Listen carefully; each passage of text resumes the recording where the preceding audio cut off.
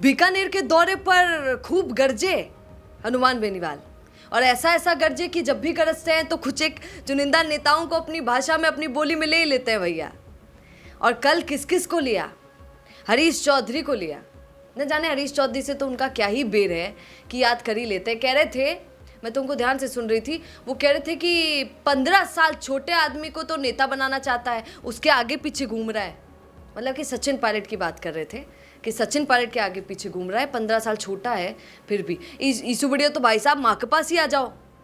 माँ के नावला तो मैं था ना नेता बना देमला, एमएलए बना देमला, सांसद बना देमला, आरएलपी सूँ। हनुमान बेनीवाल कह रहे थे हरीश चौधरी को। पर सचिन पायलट के साथ साथ तो हेमाराम चौधरी भी चलते हैं। हेमाराम चौधरी तो बहुत सम्माननीय व्यक्ति हैं। अगर उम्र की बात की जाए तो वो तो बहुत बड़े हैं सचिन पायलट से, उसके बावजूद भी सचिन पायलट के साथ साथ चलते रहते हैं। खैर, यहाँ लेकिन चौधरी की बात हो रही है, मतलब कि जाट नेता की बात हो रही है। आप जानते हैं कि कट्टरता चलती रहती है हरीश चौधरी में, हनुमान बेनीवाल में। दोनों एक दूसरे को थोड़ा सा कम ही पसंद करते हैं, न जाने क्यों। तो शायद जाट नेता भी हैं, इसलिए भी समाज के नेताओं में थोड़ा सा टकराव आना बहुत लाजमी हो जाता है, बहुत दिक्कत हो जाती है समाज में कोई दूसरा नेता खड़ा हो जाए तो। और हनुमान बेनीवाल पर ये बहुत आरोप लगाए जाते हैं, कई लोग उन पर आरोप लगाते हैं कि हनुमान बेनीवाल किसी और को हनुमान बेनीवाल नहीं बनने देते हैं। क्या सच है आप बताइएगा? मैं तो आपको बस बता रही हूँ बात कि लोग क्या कहते हैं, क्योंकि उन पर आरोप लगते हैं कि जब भी कोई हनुमान बेनीवाल बनने की कोशिश करता है या फिर थोड़ा बराबर आने की कोशिश करता है तो फिर वो ऐसा कुछ करते हैं कि उसको गिरा देते हैं और उसको छोड़कर भागना पड़ता है। यही बात रेवत राम डांगा भी बोलते हैं, यही बात उमेदाराम बेनीवाल भी बोलते हैं। अब उन दोनों की बातों में कितनी सच्चाई है ये तो हकीकत देखकर ही पता चल सकता है, क्योंकि अब हनुमान बेनीवाल ने एक बहुत बड़ी बात बीकानेर से बोल दी है। उन्होंने कहा कि अरे मानने जरूरत कौन है कांग्रेस का और भाजपा का बड़ा बड़ा नेता की, आप तो युवा ना खड़ा करला, और आप ही लोग तो जिताओगे तो मैं युवा को भी खड़ा करूंगा तो भी आप लोग जिता दोगे। तो इनडायरेक्टली हनुमान बेनीवाल भी अपने आप को पीएम मोदी की तरह समझते हैं देखा जाए तो। जैसे पीएम मोदी कहा करते थे कि एक ही चेहरा। मुख्यमंत्री की बात करो तो भैया मुख्यमंत्री का नाम ही नहीं, सब कहते थे कि पीएम मोदी के चेहरे पर वोट करना है आपको। तो यहाँ पर विधायक साहब का भी चेहरा लोग नहीं जानते थे, पीएम मोदी को वोट किया करते थे। वो टाइम मुझे याद है। लोग पार्षद की भी बात होती थी तो पार्षद का चेहरा भी कोई नहीं जानता था, पीएम मोदी के चेहरे पर जाकर वोट दे आया करते थे।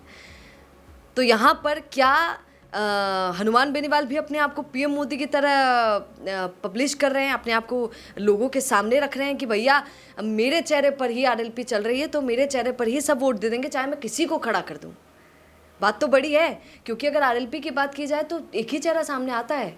बाकी सब हालांकि नेता बन रहे हैं धीरे धीरे, आरएलपी में दिखाई भी देने लगे हैं थोड़े थोड़े, पर जो छवि हनुमान बेनीवाल की है वो छवि लेने में आरएलपी के किसी भी नेता को साल दर साल कई साल लग जाएंगे। जो हनुमान बेनीवाल, क्योंकि हनुमान बेनीवाल की वजह से आरएलपी है ना, वही सुप्रीमो है, वही चमकते हैं, वही दिखते हैं।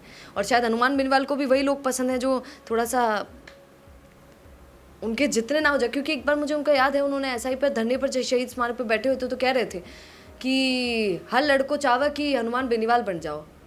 सारे लड़के आते हैं मेरे पास और वो खुद ही कुछ ही दिनों में अपने आप को हनुमान बेनीवाल समझने लग जाते हैं। तो ये गलत बात है, ऐसा हनुमान बेनीवाल का कहना है। उन्होंने कहा हनुमान बेनीवाल तपा है, बहुत दिक्कतों का सामना किया है, रोड पर बैठा है, खूब लाठीचार्ज हुआ है, जेल गया है, तो वैसा बनने में तुम लोगों को टाइम लगेगा।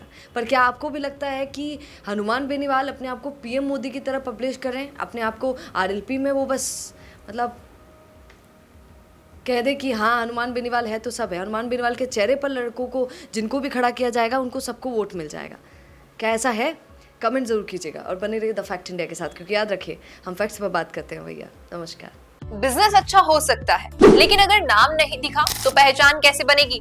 अब टेंशन छोड़िए, द फैक्ट इंडिया आपके बिजनेस को देगा वो पहचान जो पूरे राजस्थान में हर किसी तक पहुंचे। न्यूज चैनल पर विज्ञापन, पॉडकास्ट और प्रमोशन के जरिए आप सीधे 5 लाख सब्सक्राइबर और 10 करोड़ से ज्यादा व्यूज तक अपनी पहुंच बना सकते हैं। तो देर किस बात की, आज ही द फैक्ट इंडिया से जुड़िए और अपने बिजनेस को बनाइए हर घर का नाम।